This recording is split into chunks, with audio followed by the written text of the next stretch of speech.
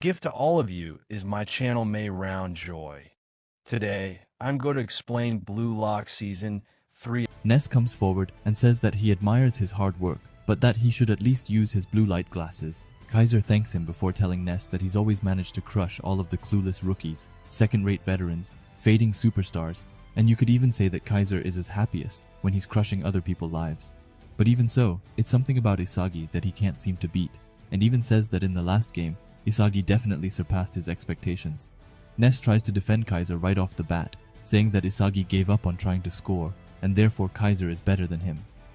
Kaiser then splashes his drink on Ness and says that he already knows all of that, but why is it that Isagi still dares to defy him? Kaiser showed Isagi their vast difference in strength and broke him multiple times. But even with all that, Isagi keeps getting back up like a zombie. It's as if the more obstacles that are in his path, the more excited he gets, and he even manages to clear all of his obstacles by the skin of his teeth. Ness goes back to his rat ways and says that it doesn't change anything and that Kaiser is still superior. However, Kaiser ignores Ness's slick talk and asks him why he chose to come to Blue Lock. Ness tells him that he's here to either prove he's Noah's equal when playing alongside him, or use the Neo-Egoist League auction system to win an even bigger offer and then use it to force his way out of Bastard Munchin. And for once in his life, Ness is right. Anyone with half a brain knows that Bastard Munchin is Noah's team, and in a Noah-centric system, he's just a secondary character, and because of that, it's impossible for him to become the world's best striker. And that's why he chose to participate in the Neo-Egoist League to boost his brand. But now Isagi has managed to grow to exceed Kaiser's expectations. Even so, if Kaiser manages to devour Isagi, he will then manage to skyrocket in popularity. Kaiser has a fearful look as he tells Isagi that he's finally big enough to eat and starts shouting at his screen like a 14-year-old Fortnite player. Ness then leaves, and when he's just gotten out of the room, he slams himself against the wall, furious while biting his lips, saying that Kaiser is now more interested in someone other than him, and curses out Isagi. While Ness is busy idolizing Isagi, he is out training with both Igarashi and Raichi, and of course, Igarashi is the first one to fold. After that, he does some one-touches with Corona and can keep up fairly well. After that, it's time for some off-the-ball training, and he manages to completely outplay Yukimiya and score, which shocks everyone at how much Isagi has improved. Isagi sits down, and Hiroi throws him a water bottle asking him if he's using meta vision. Isagi says that it's amazing to use his peripheral vision to scan and read the entire field, comparing it to the reflex theory that Hiyori told him about before. His only difference from then is that his body couldn't keep up with his thought process. Hiroi tells him that from an outside point of view, it looks like Isagi is just exploding at an incredibly fast rate, but for Isagi, he's just steadily leveling up. They talk about the last game, and Hiroi tells Isagi that from the bench it looked like his playmaking and moment were off the charts, and says that it was like Isagi was manipulating every single player on the field. But not only that, but with his egocentrism, he has been able to perfectly read everyone's mental state, also saying that it was no wonder Yukimiya felt that Isagi was a godlike game master in that last play. When Isagi hears those words, he instantly compares it to the field he first had when facing Rin. And not only that, but he managed to do it in the Neo-Egoist League, against the world's best. However, even if this training is a success and Isagi manages to successfully level up, there's still only a 40% chance of him winning against Kaiser. Hiroi is amazed that Isagi can visualize that far ahead and tells him that if that's the case, then he's fine. However, Isagi says that it will never be good enough as long as it isn't 100%. In the last game, he was only able to play freely because he had Noah supporting him, but he will never become the world's best if he keeps relying on others. And to finally be able to score a goal with 100% certainty, he's still one piece short. Just then, he overhears Igarashi and Raichi. Raichi is furious that Igarashi just keeps on diving for fouls, and Igarashi just tells him that it's his new techniques, which allows him to draw fouls on anyone who dares to challenge him from his right side. Their conversation makes Isagi's pieces scramble. Hiroi is laughing at how dumb Igarashi is, but Isagi tells him that this is perfect, saying that with his formula, he can destroy Kaiser. He runs faster than he's ever run, and on the way he thanks Igarashi. And Igarashi is right off the bat, scared that Isagi will take his foul technique, which is just so funny. Yukimiya goes towards Hiroi and says that Isagi just keeps on evolving and evolving, and Hiroi is even saying that he's a bit envious, saying that he also wants to be able to love football the way Isagi does. As Isagi is running, he says that he can definitely win with this, however for him to master it until the next game will be hard. Even so, there's one player who can help him. He goes into the training room and goes to Kunigami, saying that he needs his help. After that, we fast forward 5 days into the future to when it's time for Noah to announce the starting 11 for their game against the Ubers. Noah starts with the goalkeeper, who is going to be played by Gagamaru. After that, we have the two center backs, which will be Mensah and Birkenstock. On the right back, we have our favorite shark boy Corona, and on the left, we have Yukimiya. And then, for the defensive midfielder, and possibly the key to this match, is none other than Reichi himself, saying that during their training sessions, when it came to dueling, he is able to really hold up his own. This makes Reichi ecstatic as he turns into some beast-like creature. After we move on from Monster Reichi, we have Ness, Grim, and Isagi taking up the midfield, which leaves Kunigami and Kaiser as the final strikers. Noah explains that the Ubers are an Italian team and that traditionally they've been a strong defensive team. Their master Snuffy is a strategist with the goal to make an intelligent and crafty team. Noah tells the players to expect them to deploy various countermeasures that will aim to destroy. The two key players on the offense will be Kaiser and Isagi, and the key to destroy them will be to destroy their defensive game plan. After that, Reichi starts pipping up and says that he will do his job to crush everyone in the midfield, while Isagi and Kaiser focus on scoring. Noah then says that to win this match, they have to win important 1v1s, making this match a test to see how they do in 1v1 duels.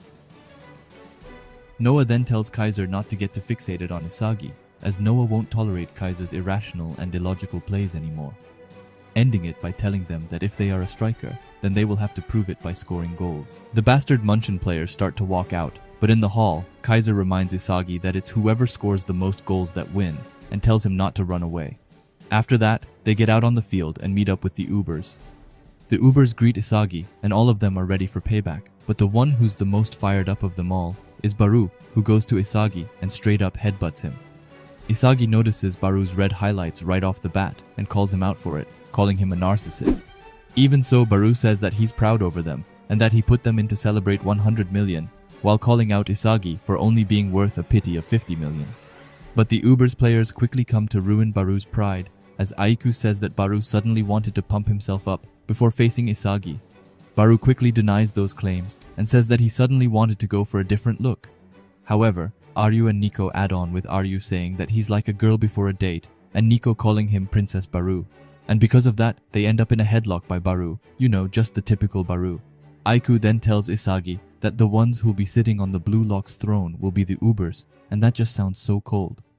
After that, we get into the Blue Lock Central Monitor Room, where the chairman of the Japan Football Union comes in and tells Ego that Blue Lock Television is amazing and that they are making tons of money. He shows Ego a bunch of mascots he made, but Ego just smashes them into his face.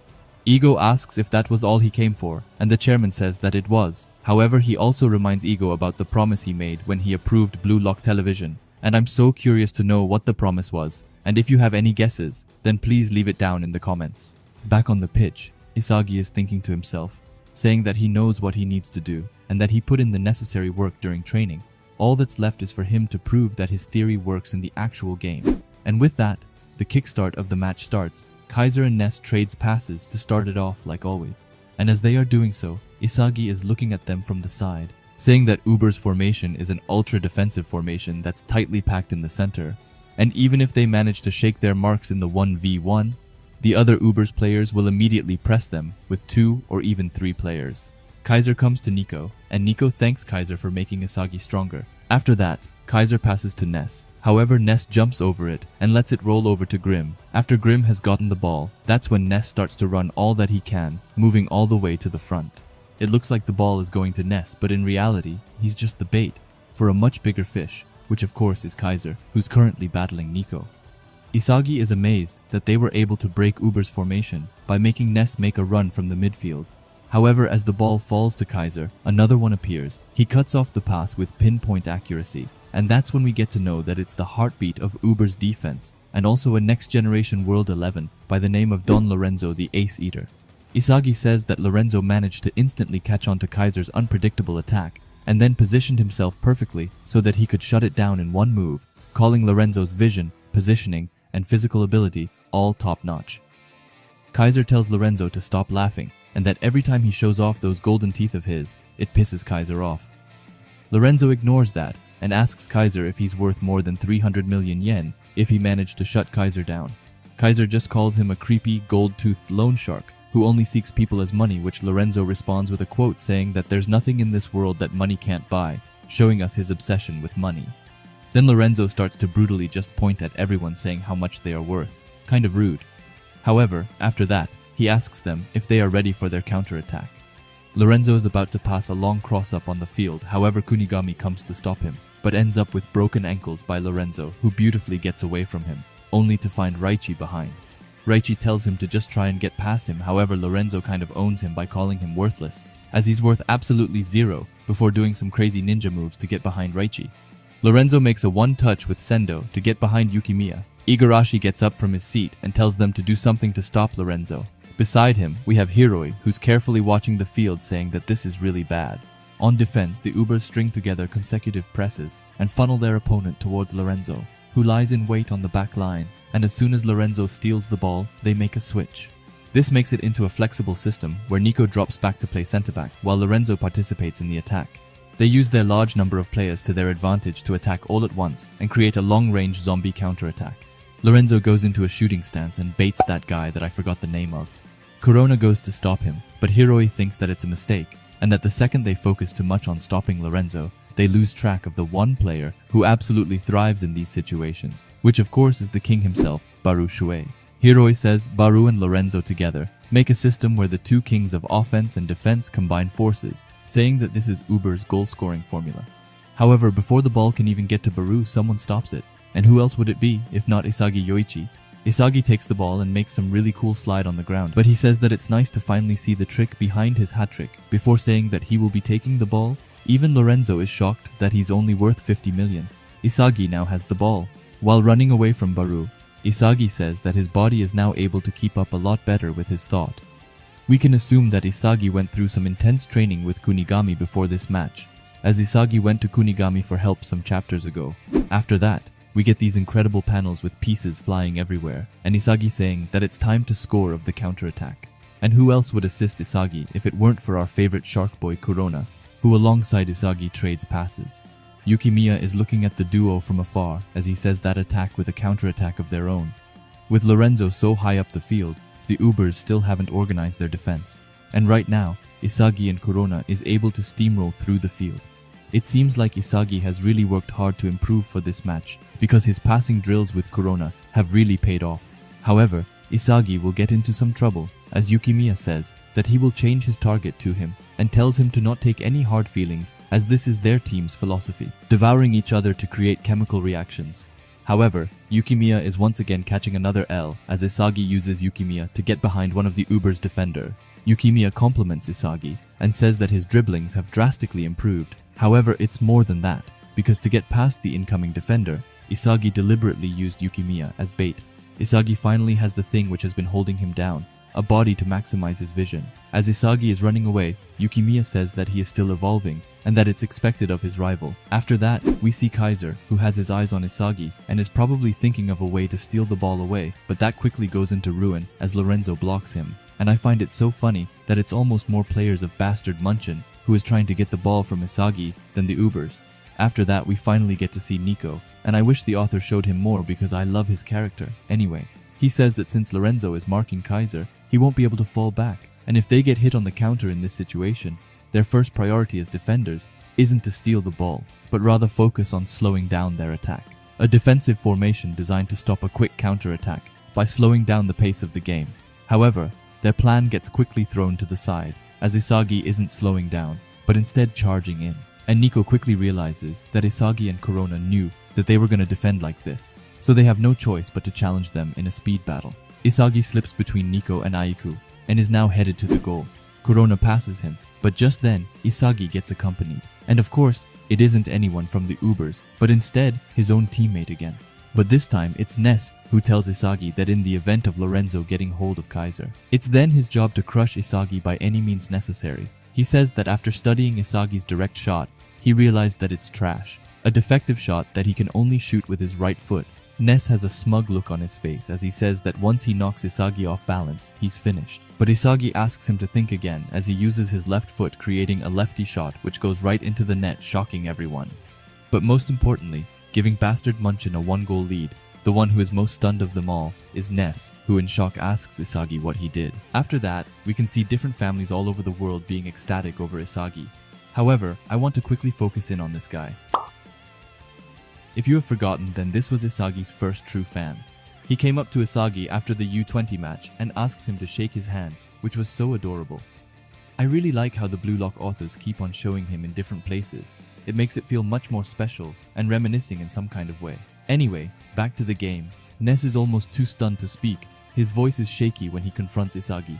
He tells Isagi that it's impossible, an unknown attacking pattern, and shot a direct shot with his left foot while there was no data on it. Ness is furious as he screams at Isagi, asking him what he's done in the last few days. After that, we go back 5 days in time, when Isagi went to Kunigami for help. Thanks to Igarashi, Isagi realized that his direct shot's weakness is that he can only shoot it accurately with his right foot.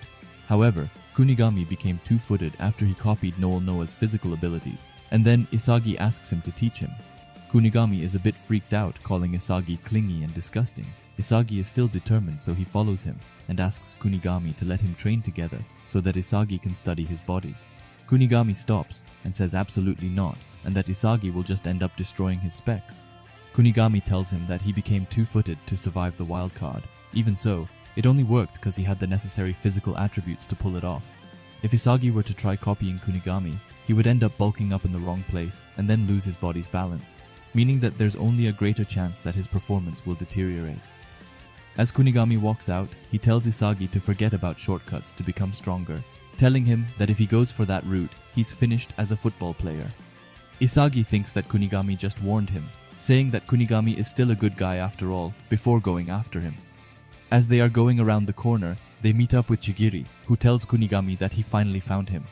Isagi asks Chigiri what he's doing inside the German stratum, and Chigiri says that he came to see Kunigami, saying that he basically ghosted Chigiri during and after the game. While Chigiri is talking to Kunigami, he just walks away telling him to piss off, and that he doesn't have anything to tell him. However, Chigiri doesn't give up and speaks his mind. He says that he understands that Kunigami has changed. His playstyle and aura are totally different from before. However, it isn't only Kunigami who's changed. Chigiri tells him that from now on, he will be keeping an eye on Kunigami and asks him to do the same. But just then, another one sneaks his head around the door opening. It's Bachira who asks if this is some kind of class reunion.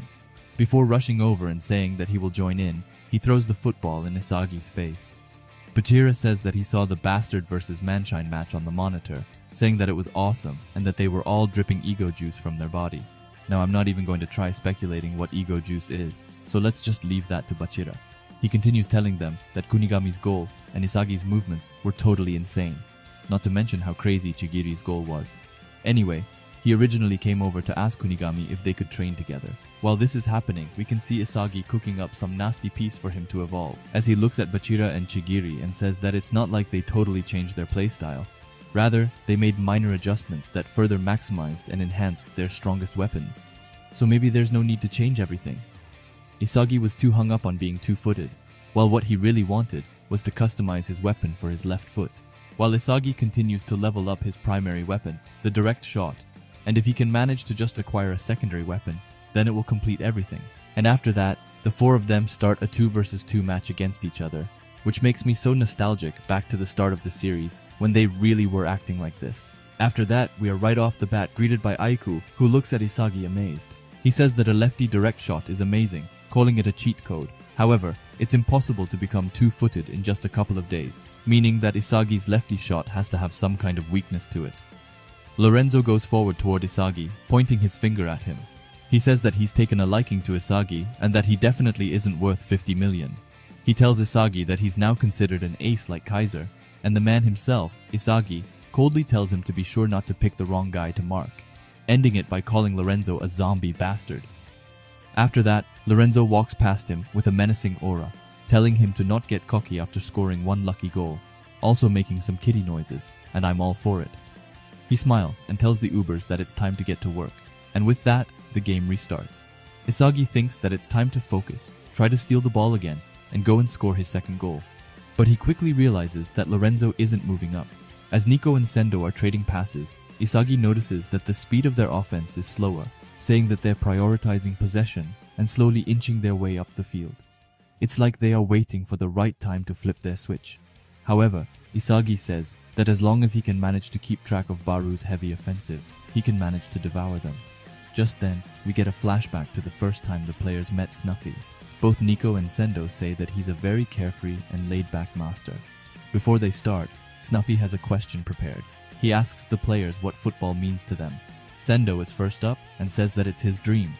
Ryu quickly comes after, saying that it's everything, and Aiku says that it's something he could bet his entire life on. But when Snuffy then asks what they would do if they couldn't turn pro, the players get silent. Snuffy continues, asking them what they would have if football was taken away from them, saying that there's nothing wrong with devoting yourself to football. Even so, injuries and setbacks do happen. So what would they do if one day, for some reason, they were no longer able to play football? They still stay silent, and Snuffy tells them that those who can't answer this question will forever be dreamers and amateurists. However, for a professional, winning is both a duty and an obligation. Through winning, they are able to earn money and put food on the table. And then he tells them what football really is, saying that football is a job, nothing less, nothing more. He tells them to think of clubs as corporations. Based on that, games are business deals, and the players are employees. Snuffy then says that he's taken the liberty and time to study the data of every single player.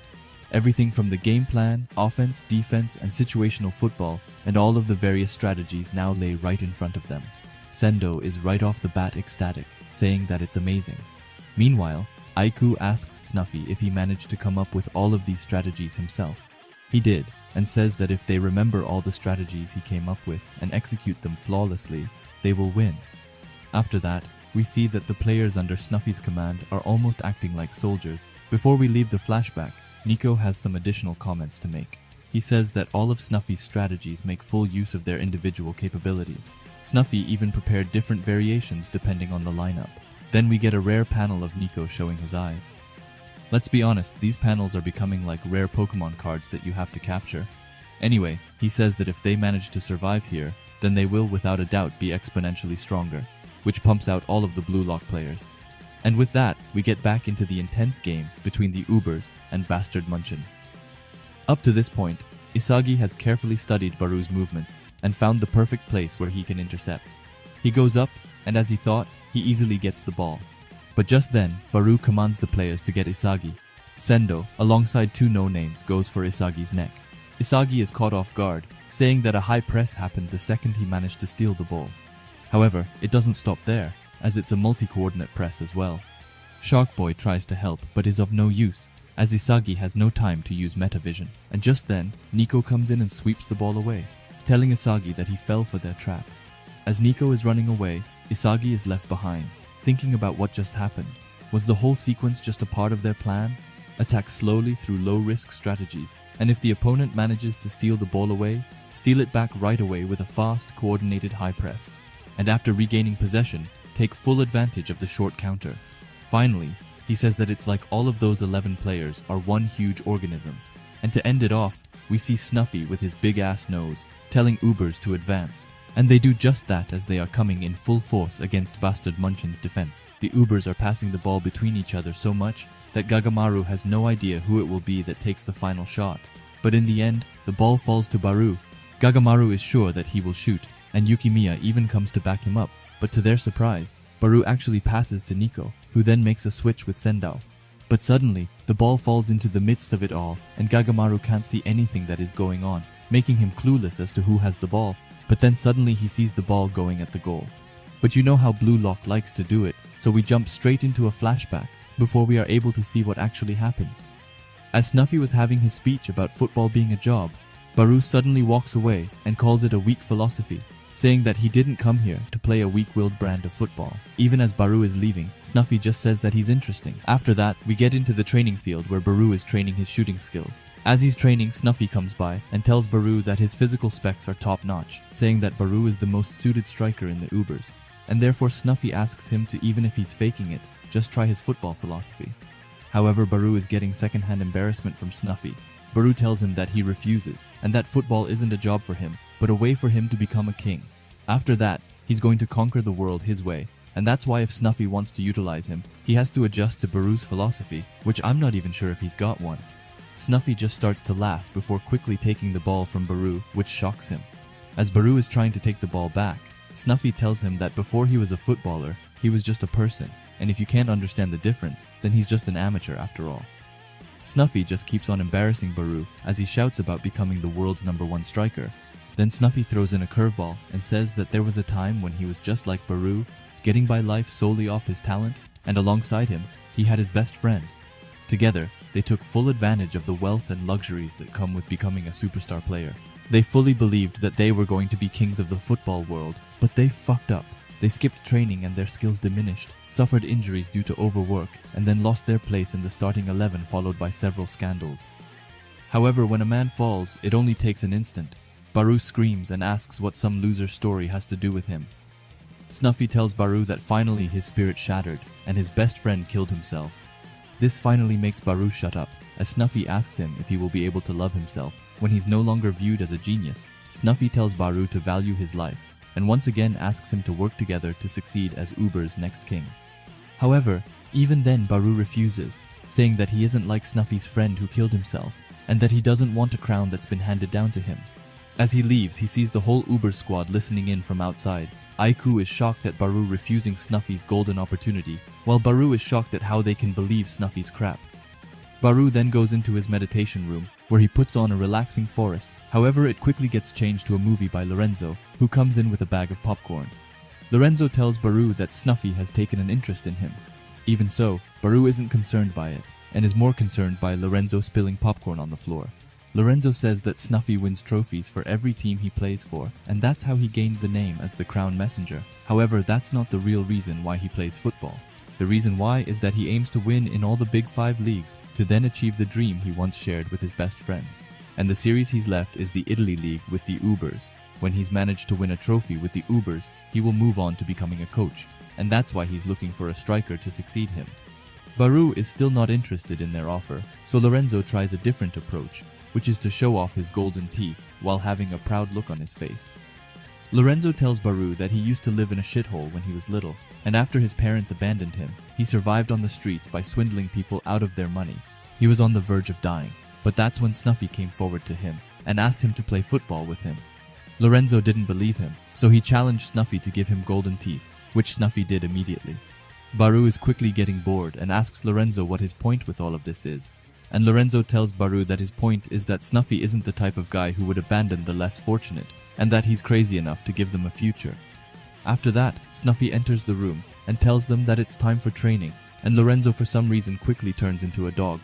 As they are leaving, Baru tells them to wait, and that he will work with Snuffy, not as his successor, but that he will become a striker that surpasses him, telling Snuffy that his job is to help Baru become the king of the football world, which was a deal Snuffy couldn't refuse.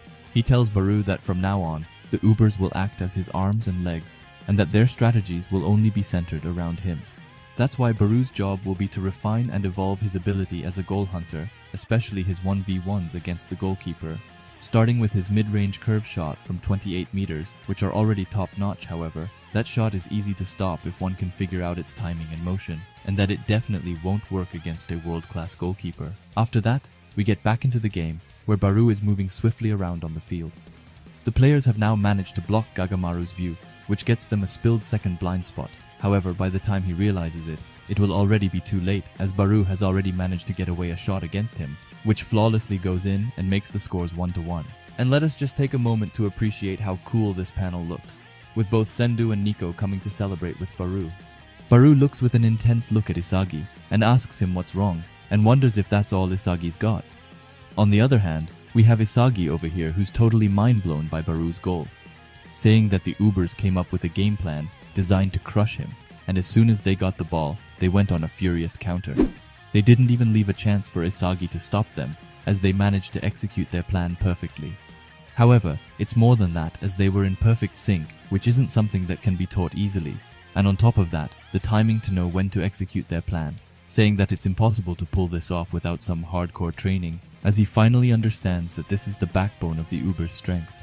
But even with all that, it still doesn't fully explain Baru's shot, which Gagamaru didn't even have time to react to. But that means that they somehow threw off his timing, and if that's the case, then that means that Baru didn't shoot when he wanted to, and that he patiently waited for the exact moment they threw off Gagamaru's timing, and because of that, he was able to utilize his vision. And of course, with Baru's shooting ability, if he manages to throw off the goalkeeper's timing, it opens up a chance to mass produce a goal at an efficient rate. And with that, Isagi realizes that Baru has managed to achieve a whole new set of eyes, which he calls the Predator Eyes. After that, we get to Ness looking at both Isagi and Baru while being angry at himself that he hasn't managed to do anything this whole game. However, that's when Kaiser goes forward to him and tells him to stop with his miserable look, as he tells Ness that their true target is Lorenzo, and that if they manage to defeat Lorenzo, then they will win, and Ness gladly take up on that challenge. After that, we get to the superior duo, where Corona is asking Isagi how many more strategies he thinks that Ubers have under their sleeve. However, even Isagi has no idea, but he knows that to win this game, they have to stick to Noah's plan and focus on winning their 1v1 duels. And with that, the game starts again. Ness and Kaiser are passing around as always. Ness says that the two of them can dominate the defensive and middle third, however it's on the attacking third where it gets tricky. Even so, Ness will do everything in his power to help Kaiser score. But just then, Lorenzo goes to cover them. Even so, Kaiser says that they are fine, as it's a 2v1.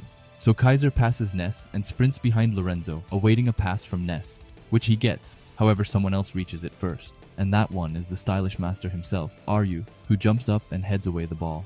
The ball is heading back to Ness and Lorenzo, but someone else interferes. It's Isagi who tells Lorenzo that he wasn't good enough. Isagi was able to see everything that played out perfectly. He says that in the full of this game's chaotic flow, he's able to take control of the 1v1 situations, and ends it by saying that his metavision has gotten better. Even so, his happiness quickly comes to a stop as Nico comes out of nowhere and kicks away the ball from Isagi. Isagi falls to the ground and says that he's amazed that Nico was able to stop him. After that, Nico tells him that it's to be expected that as his vision and football IQ are all top-notch. However, the same goes for Nico, as he calls them two birds of a feather, which I can't figure out if it sounds cool or just corny. Anyway, that's where it clicks for Isagi, as he thinks that Nico also has acquired metavision. However, when Isagi confronts Nico about it and asks him if he uses metavision, Nico is suddenly confused and asks what metavision is. Isagi explains that metavision is a specific way to use their vision, which lets them capture everything that's happening around them with their peripheral vision, which then lets you simultaneously process and analyze everyone's movements on the field. Nico gets the hang of it, but tells Isagi that all he did was track the ball while keeping an eye on his movements, and since he saw Isagi and the ball in a dangerous spot, he dashed forward, even though it meant going against their game plan. Isagi is shocked, thinking that Nico subconsciously used metavision, and that his brain and vision are gonna evolve to a whole new level. After that, Aiku comes by complimenting Nico's play. However, Isagi's teammate isn't as happy with him as Aiku is with Nico, as Reichi comes and shouts at Isagi for losing the ball. After that, Isagi tries to figure out how many of the players here can use metavision. He concludes that Kaiser, Nico, himself, and maybe Lorenzo are the only ones able to use it, as Baru has a different kind of vision. Isagi then quickly becomes Professor Isagi, as he tries to explain the different visions, starting with metavision. Metavision grasps the overall flow of the game, and all the information that's circling within it. Since he can use it everywhere on the field, he pretty much has the ability to predict the future. On the other hand, Baru's Predator Eye is focused on the 1v1 duel with the goalkeeper for the sole purpose of scoring a goal. Even though they're both strikers, depending on how they use their eyes and vision, the information that they pick up, analyze, and act on is completely different. And with that, he begins inputting all of his new information to probably use it in the future. But before he's done, Reichi and Yukimiya scream at him to stop spacing out, and that the game is about to restart. However, Isagi is like fuck that, and thinks some more before starting, as he says that on top of all that he went through before, both of their teams have two totally different philosophies and playstyles. Ubers plays like one huge organism, with their unity, discipline, and coordination, while Bastard Munson plays like a chaotic fluid, multi-faced organisms, which is being spearheaded by him and Kaiser. Everyone on the field understands this, and that's why they are probably thinking about their next move, and what's risky, and how they can make an impact. Finally realizing that this is how it feels to be playing in a world-class football game. However, that also means that the next play and the next goal will definitely be the turning point, and that the player who manages to tilt this situation in their favor will undoubtedly dominate this game as its game changer. While Kaiser is waiting for the game to start, he's thinking that Lorenzo is too much in the way, even saying that he's gotten stronger since the last time he faced him. Because of Lorenzo, Kaiser can't move freely the way he wants to, and right now, it's obvious that Isagi has a much easier time moving around. While he's thinking, Ness quickly comes running, asking Kaiser what they are supposed to do, but Kaiser just tells him to shut up, telling him to move as they have practiced, and to believe in Kaiser, because for him, nothing is impossible. And with that, Grim finally throws in the free throw and the ball is going to Ness's legs. However, right then Kunigami comes in his way and pushes him aside, telling them to not forget about the dark horse. Kunigami is running at full speed against the Uber's players, even styling on someone which honestly looks so clean. Isagi is looking from the side and says that Kunigami is planning on going solo. However, that's impossible with Kunigami's specs, and even if Isagi went in to help, he wouldn't pass him. Isagi has no choice but to try and steal the ball in the penalty area and says that he can see clearly what he needs to do, but Nico is able to do the same thing, which makes it troublesome. Nico is focused on always having his eyes on Isagi and says that this new metavision is amazing. Instead of solely focusing on the ball, and instead seeing over the entire field and catching every piece of information circulating within it, Nico notices that Isagi is aiming for the same spot as he is, and it ends up with the three of them going for the same spot. As they are going to the ball, Nico says that it's a 50-50 chance for him. However, the percentage quickly turns to 0 as Reichi comes in his way and stops him. This gives Isagi the chance to sweep in and steal the ball. As he's running, he states that Nico's meta vision is still incomplete, saying that he was too focused on predicting the future that he diverted most of his attention on tracking him and the ball, which made him fail to realize that Reichi has positioned himself behind him and was waiting to ambush him. Isagi gets away from them and sees that there are only 2 defenders standing in his way, and he gets over the first one with the help of Corona. However, out of nowhere comes Aiku. Isagi goes into his lefty shot position and is ready to fire off an outstanding shot when Aiku sees through his bluff and tells Isagi that his lefty shot isn't 100% complete yet and destroys his chance. Isagi says that he failed and that he couldn't score after all. Right when he is at the brink of defeat, Yukimiya comes screaming his name and tells him to pass him, kind of giving us a flashback to the Manshine City match. Both Aiku and Isagi are stunned. Isagi says that Yukimiya managed to fill in the space on the right which Kunigami left, complimenting his position and calling him a godsend. However, Isagi is still stubborn and says that he can still shoot, but he quickly starts to think more thoroughly. He thinks that if he were to lose the ball here, then they would get hit by a counter by the Ubers. And with that in mind, he has no other choice than to pass, as it's the more rational option. Isagi sends an amazing pass, but as the ball is flying to Yukimiya, someone comes before him. It's the legendary defender Lorenzo, who says that he will be taking this pass. This really shows just how amazing Lorenzo really is. He was able to foresee what Isagi would do, and then went to stop him. Even so, his greed made him oblivious, as Kaiser comes before him and says that he finally took his eyes off his price. Kaiser also says that he's been waiting for this moment. Isagi is amazed, and all of his thoughts start to lose grip as they fall out. Isagi says that Kaiser got him, saying that Kaiser managed to outread his entire thought process to then use him to get Lorenzo off him. Kaiser was able to see everything, and if that wasn't enough, then everybody out on the field got metadated. And can we just take 1 second to appreciate how cool that sounds? I can't wait till someone says that expression to Isagi. However, it still isn't just a free road for Kaiser, as Sendo comes to stop him, saying that in these situations, it's his job to press. Even so, Kaiser turns into a cat and jumps over Sendo's leg. But Sendo's attack wasn't in vain, as he bought Aiku and Ryu some time to come and cut off his shooting angle. Ryu comes from behind and flips Kaiser upside down, and Ness once again shows his real identity as a dirty dog, as he's right away starting to complain and asks for a penalty.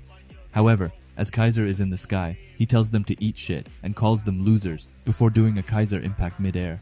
Kaiser's shot bounces under Aiku and goes into the goal, giving Bastard Munchin a 1-goal lead. Kaiser's goals are one of the most mind-blowing goals I've ever seen. It's definitely a top 3 for me. But please tell me what you thought about it in the comments. It kinda looks like Yukimiya's goal, but on steroids. Isagi is almost too stunned to speak after Kaiser's goal, saying that Kaiser managed to do a Kaiser impact in that position, and not to mention that he nutmegged Aiku off a kind of bicycle kick. With this high-level chess match and a player's rapid evolution, Kaiser by himself managed to destroy all that. After that, Kaiser's lackey, or excuse me, Ness is of course rushing over to congratulate Kaiser on his wonderful goal. Ness tells Kaiser that his goal was mind-blowing. He continues hyping up Kaiser and throws some shots at Isagi for no particular reason. However, when Ness is done, Kaiser just tells him to shut up. Kaiser says that the goal Ness was so proud of was nothing more than a shitty goal. For Kaiser to get Lorenzo off him and score, he had no other choice but to resort to that tactic. Ness has a shaky voice as he still tries to argue, saying that Kaiser's goal was literally amazing. This makes Kaiser's blood boil even more, as he asks Ness if he thinks that he would be happy scoring a goal by feeding on Isagi's scraps like a hyena. Explain to Ness that his last goal was entirely started by Isagi. Once he got his hands on the ball, Uber's defense moved to stop him. And as a result, Lorenzo was forced to leave Kaiser to deal with Isagi's pass, which was supposed to go to Yukimiya. Even though Kaiser scored the goal in the end, it doesn't change the fact that the leading figure was undoubtedly Isagi. And that's something that Kaiser will never forgive himself for scoring a goal like that, but ending it with looking at Isagi's eyes and saying that the last goal will be his. On the other hand, we have Isagi who says that Kaiser is a goddamn genius. He managed to outread his entire thought process, but that's not even the most shocking part, as that goal was mega world-class level. You can try 10,000 times and probably would never be able to replicate it. Everyone on his field, or even the entire world, won't be able to pull off that level of shot. Kaiser really is the genius that he needs to emulate, and the rival that he needs to take down if he wants to become the best player in the world. Even so, in that last moment, Isagi says that Kaiser was definitely keeping track of him, and that if he hadn't, then that goal would be impossible. It's starting to come to a point where Kaiser needs to constantly keep track on Isagi to score. This means that slowly but surely Isagi is getting inside Kaiser's head. He ends it by saying that this will be fun as he has a psychopathic face on him. And I'm wondering, I've already said this before, but do you guys think that the other players on the field just randomly see Isagi smiling out of nowhere and look like a psychopath? Anyway, Isagi gets out of his psychopathic state and sees Sendu down on the ground with a cramped leg. However, he isn't the only one, as Corona also has fallen victim to one. Isagi quickly asks him if he's okay and starts helping him stretch. While he is stretching Corona's majestic leg, he thinks that since Corona doesn't have metavision, he's constantly giving it his all to keep up with Isagi. We also see that the Uber's goalkeeper has managed to get an injury and even might have suffered serious rib injuries, which is nothing fun at all. After that, we get to the bench and see Snuffy putting on his headband as he tells Fukaku to get ready. And with that, Snuffy and Fukaku get up from their seats and subs in, which forces Noah to sub in as well, as he tells Snuffy not to make his job any harder than it has to be. And just like that, both of the masters have come onto the field and are ready to give it their all. Pray for my boy Corona. May him rest in peace. Isagi thinks that since they subbed in players due to injuries, the situation on the field will definitely change, and says that he needs to capture the future faster than anyone else, as his biggest desire is to score another goal. After that, we get back to the bench and see Hiroi looking at Isagi with big eyes as he asks him to take him with him. Hiroi is looking at Isagi while saying that his heart won't stop pounding and that this is the high-intensity level of football that he wants to be a part of. Both Isagi and Kaiser are set on being the ones to score the last goal and seal up the deal. But just then, Baru asks Snuffy if they're going to do that. You know that. And Snuffy tells him that they are. And just like that, the game restarts.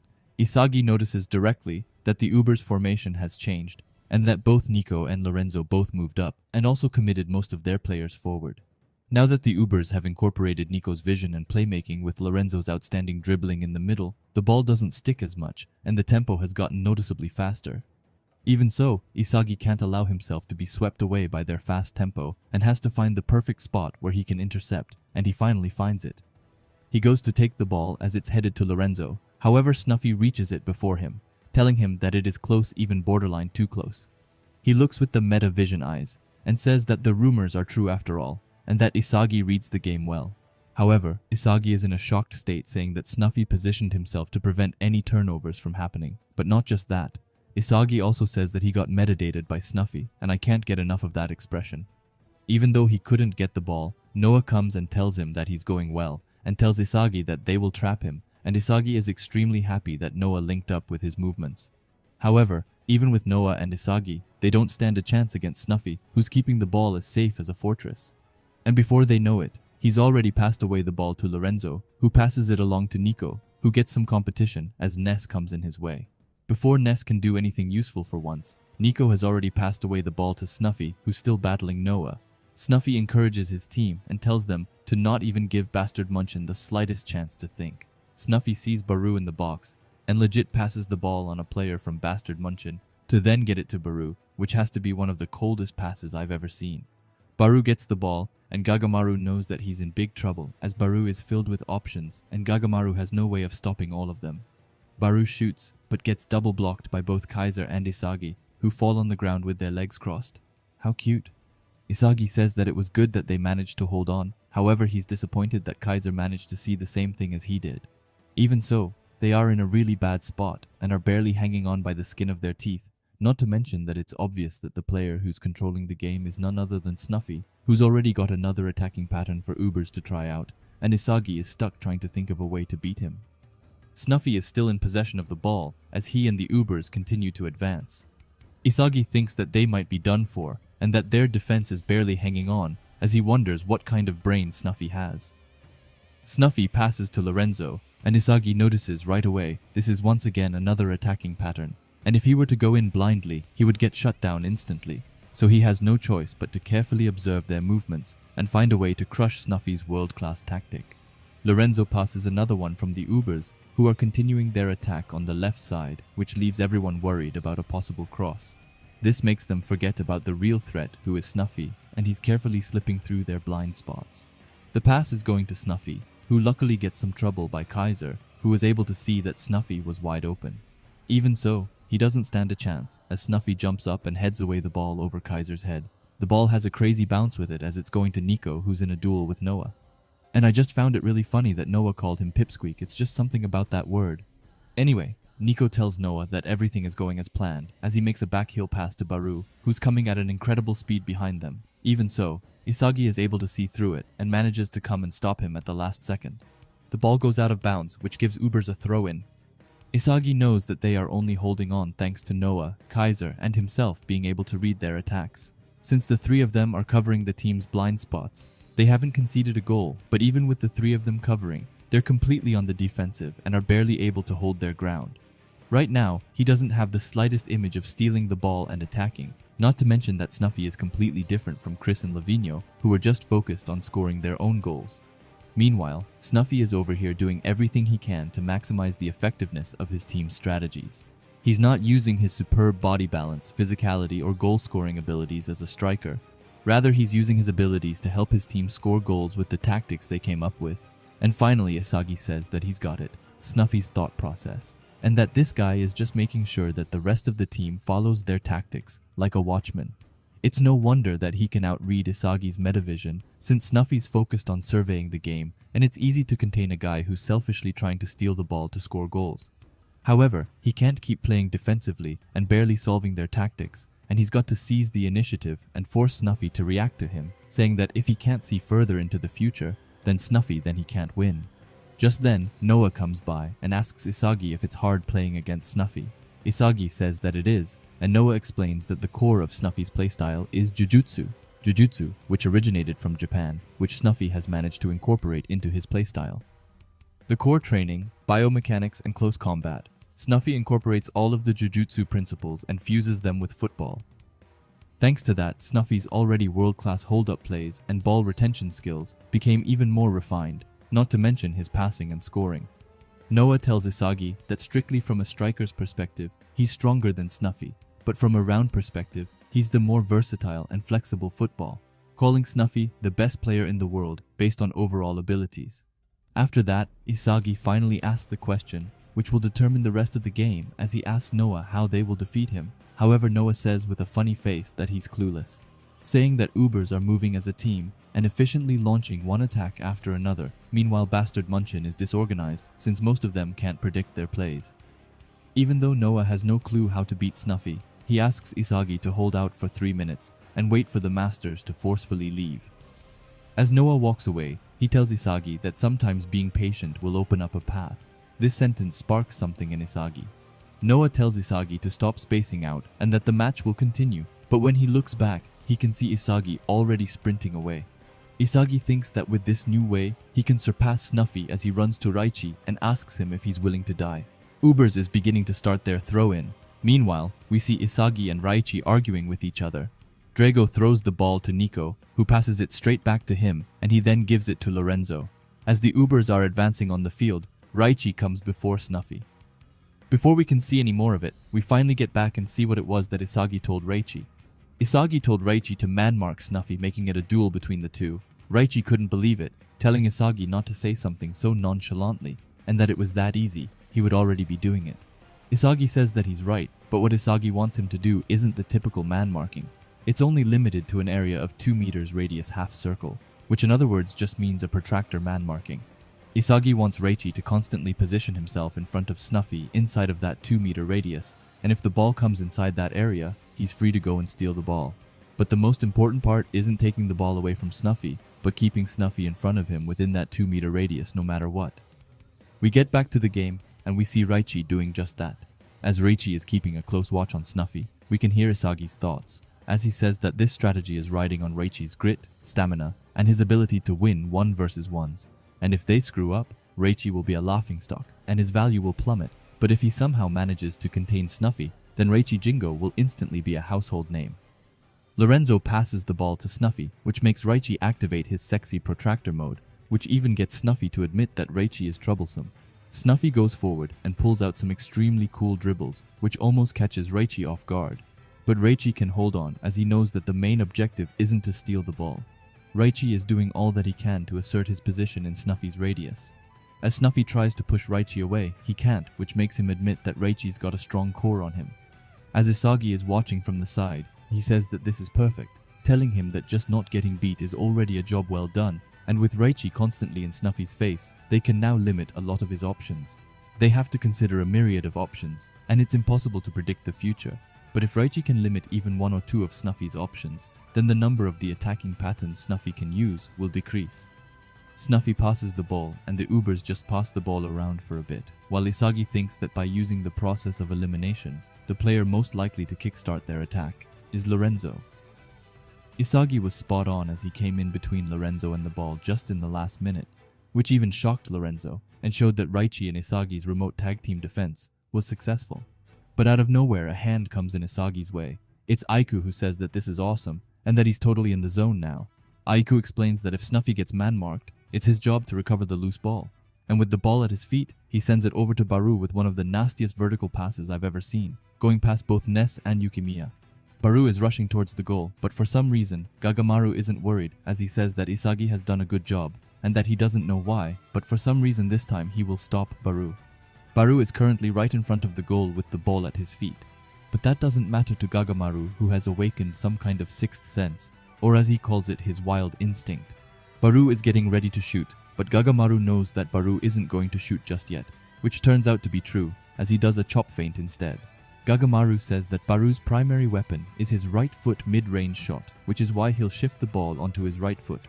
But thanks to Reichi and Isagi slightly delaying the opponent's attack, the Bastard's defense can catch.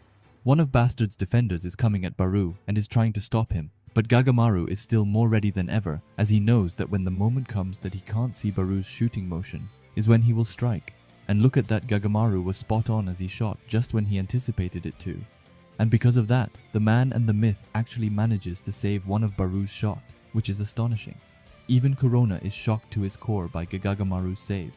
But it's not time for him to relax just yet, as he gets up on his feet right away to then pull all his strength into his arm and throws away the ball up on the field. The throw has such an outstanding power behind it, but it still manages to find its way right to Isagi's foot. Isagi compliments Gagamaru and responds by telling Isagi to just finish it already. And just as he receives the ball, he starts to sprint like never before up on the field alongside Noah and Yukimiya. Isagi thinks that this is their chance as the Ubers committed too many numbers forward and that they are now vulnerable against a counterattack. But it's not going to be an easy road as he has to find the quickest path to the goal. He starts off by passing the ball to Noah, who effortlessly gets behind Nico and another Uber's defender. But out of nowhere, Aiku comes and catches him off guard and slide tackles Noah. Luckily, he had managed to get away a pass to Isagi beforehand, but Corona and Igarashi are shocked that that's not a foul, but Hiyori just tells him to keep on advancing. Isagi thanks Noah for his sacrifice and says that from here on, Yukimiya and he will finish them off. They are exactly 30 meters away from the goal and have to advance a mere 3 more meters to get a chance. Isagi passes Yukimiya, who's surrounded by Uber's defenders, but Yukimiya starts doing some crazy stepovers to save time. Meanwhile, Isagi goes right of him and tries to slip behind Aryu. He gets behind him and tells Yukimiya to sense it and to pass him.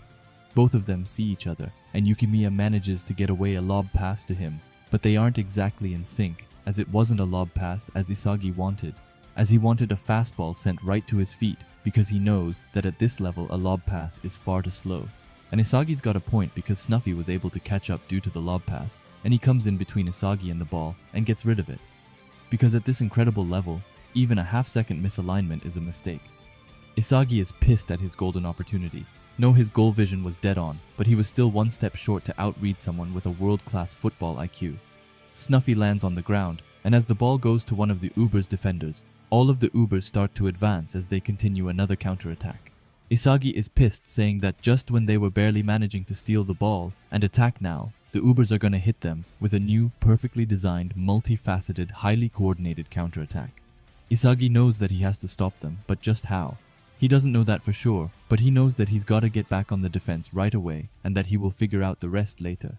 Possession, counterattack, transition. After being foiled so many times, Isagi's painfully aware of how strong these guys are, but just now until Snuffy stopped them, Isagi's strategy and imagination surpassed theirs, and if he and Yukimiya were on the same page, he would have scored. However, what ifs and almosts don't mean anything, and he knows that he's got to stop babying himself. The reality is that he couldn't score, which for a striker is all that matters. It doesn't matter what brilliant idea he comes up with. At this level, if he can't produce results, then all those ideas are garbage. Isagi is determined to steal the ball and finally produce another goal and show the world his ideas. After that, we see how the Ubers are storming up on the field with their passes going flawlessly to each other. Raichi screams that their defense isn't set yet, and Gagamaru is also a bit annoyed as they just got the ball back. Lorenzo passes Baru, who's in sync with the Ubers, and Gagamaru even says that it's way more chaotic than last time. He's stressing as he seriously can't seem to figure out the right timing. But it's fine as Isagi is right by Baru. He thinks that he can just make it, and that Baru can't shoot just yet. He admits that the tactics are on the spot, plus for the sake of winning, everyone has bought into them. But there's no way that you can become the #1 playing that brand of football, saying that all that they are doing is mindlessly executing Snuffy's tactics. Since they all are playing to produce some predetermined answer, their individuality is stifled. Isagi can't even believe that Baru would be tamed so easily, and just the thought of Baru becoming the #1 striker makes Isagi laugh, saying that Baru has become such a boring and pathetic player. Isagi says this as he goes to stop the ball from Baru's foot. However, to his surprise, Baru actually sidesteps and is still in control of the ball. Everyone in the Uber squad is stunned, saying that Baru went rogue. Baru in the middle of the game just decides to have a chat with Snuffy. He says that if he had shot according to his pretty design, then Isagi would have blocked it. He asks Snuffy how often he has to embarrass himself by these imbeciles. Baru continues saying that Snuffy told him that if he went along with his plan, then Baru would become king. And if Baru plays according to his tactics and fails, then it would be Snuffy's responsibility. Snuffy says that he's right, and that he got 100 million because of it, and asks what it is that Baru is dissatisfied with. Baru then tells him that this is the 4th time that Isagi blocked his shot, saying that he thinks it's enough for him to terminate their agreement. This comes as a shock to everyone who couldn't see this coming. Even Snuffy, Lorenzo, and Isagi are all stunned as Baru's or the king's ego isn't dead, as he tells everyone that he's decided to quit this lousy job. Before we get back into the game, we get a quick flashback to Snuffy and Mick driving along the road. Mick, Snuffy's best friend, says that he doesn't want to be some boring adult who constantly speaks that nonsense. Snuffy agrees and says that the world is their oyster. Mick laughs and says that they are the best in the world after all, and that if they can't become the kings of football, then it's not a life worth living. After that, we are back in the game and we see Baru going alone on the field. His teammates are furious at him, but Baru tells them to shut up and calls them mindless, good-for-nothing, shitty robots. He embarrasses Ness before saying that ever since he teamed up with Snuffy, he's secretly been waiting for the opportunity to crush this stupid team, and that all he wanted was Snuffy's techniques, calling everything else trash. And now that Baru has acquired his predator eyes, he no longer plans to play together. His teammates are only starting to get angrier and angrier, and Bastard sees this as their chance to try and steal the ball from him. Snuffy asks Baru if he wants to defy him this much. Baru tells him that he does, and that the team that Snuffy created, he wants to burn it to the ground, because with Snuffy's tactics, there's no way in hell that he can beat Isagi. And after that, to everyone's surprise, Baru actually passes the ball to Aiku as he tells them all to follow him. Aiku passes the ball to Nico and encourages the whole Ubers to follow Baru's lead. Isagi is shocked, saying that the Ubers are changing their attack, and that Baru hijacked the disciplined and organized team that Snuffy created for himself. Snuffy is in his own battle against Noah, and Noah asks him how it feels to be bitten by his own player for once. Snuffy, with an intense look in his eyes, says that it's awesome. He screams at Baru to show him what he's capable of. He tells him to use the Ubers that he created and try to surpass him with them. But after that, Baru tells Snuffy to shut up, saying that he admits that the team he created is elite and that the environment is a paradise for the average and the mediocre. but there isn't enough despair for Baru to thrive upon. Baru explains that when he lost to Isagi, he hit rock bottom, but only thanks to that he was able to change, become more twisted, and rise from the ashes. But Snuffy's environment is lukewarm, with Snuffy saying that he will provide him with the best options, and if they fail, it's his responsibility as the master. Baru doesn't want to live in a future where he's safe and coddled. If they are going to promote all that hope of becoming the best player in the world, then he will balance it with an equal amount of despair. If he fails, he's okay with the entire world ridiculing him, because only by going beyond the risk of despair that he can drive one's life into madness can he attain ultimate glory. Baru has now come awfully close to the goal, and Isagi says that he's gone completely off the rails, saying that he was waiting for this moment this entire time, forcing everyone to bend to his will and ideas on this high-level world-class stage, which is also the very thing Isagi wants to do. But Baru is just about to accomplish it before Isagi. But there is no way that Isagi will let that happen. He's determined to stop him, to now get devoured by this tyrant. However, Baru is currently in range, and Gagamaru is also on standby. Both Kaiser and Isagi come before him to try and block him. Isagi looks into his eyes and says that he's the only person that he'll never want to lose to. With Baru being in control of the ball, as he's standing in front of both Kaiser and Isagi, Isagi thinks that Baru only has two options, which are to either shoot the ball near the post or far from the post. Gagamaru is also already in position, so if he manages to get the timing right, he can stop it. Not to mention that Kaiser is also here, which makes both of Baru's shooting angles weakened, leaving Isagi with a huge 50-50 gamble, but he's still confident that he can crush him. But just then, Baru goes a cut into the side, and as he does that, Snuffy's comes out and asks him what's wrong, telling him to shoot and calling him a delusional wannabe king. Adding on by saying that it would be a shame if Baru was looking for help from Snuffy, and that Baru won't be able to achieve anything if he goes down that route. However, Baru tells him to shut up, and says that since coming to Blue Lock, he's become painfully aware of how he wants to change the world, and if there's no thorny or destructive path for him to walk on, then he will simply just have to create one himself. Isagi is quickly on his tail as he understands that what Baru did before wasn't a cut inside, but instead a way for him to set up his shot. We get back to Baru, who's still rambling on, and says that I don't live for some lukewarm, predetermined future, but instead that he will become king while still being an unruly brat. But in the future, if he still can't become the world's #1 king, then he will at least die an honorable death. Baru doesn't shoot anywhere where Isagi predicted, as he instead shoots the ball under both Isagi's and Kaiser's legs, resulting in a mind-blowing double nutmeg. Gagamaru is shocked as he says that there's no way he can save it, and even Aiku adds on by saying that this wasn't a designed play, but instead a total gamble shot. The ball is quickly arriving at Snuffy. Even so, Baru tells him to move as this is his future. And move he does by putting his strong core against Noah's, which makes him useless, and which also lets the ball go under his leg as well, making an outstanding and honestly mind-blowing triple nutmeg, which Gagamaru understandably has no way of saving as the ball goes in and gives both the Ubers and Baru his second goal of the match. After that, we get to Snuffy taking his car to his best friend Mick Moon's home.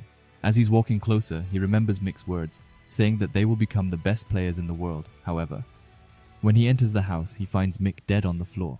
After that, we get to look into Snuffy's earlier life when he first got paired up with Mick, which none of them was especially happy with. But soon they became good friends who got to share the feeling and the dream of playing on the field. They quickly feel like they are invisible and say that there's nothing in the world that they can't have, and that they will definitely become the best players in the world as they win the championship final with the score 2-1. But suddenly it started to go downhill, and Snuffy called on Mick for a meeting where he said that they had both gotten dropped from the starting lineup. This was to be expected as their performances this season have been nowhere closer to the last year. Mick adds on by saying that they might have fooled around a bit too much, and that it's time to switch the flip and go all in now. Thanks for watching our video. We will show you the rest in our next video.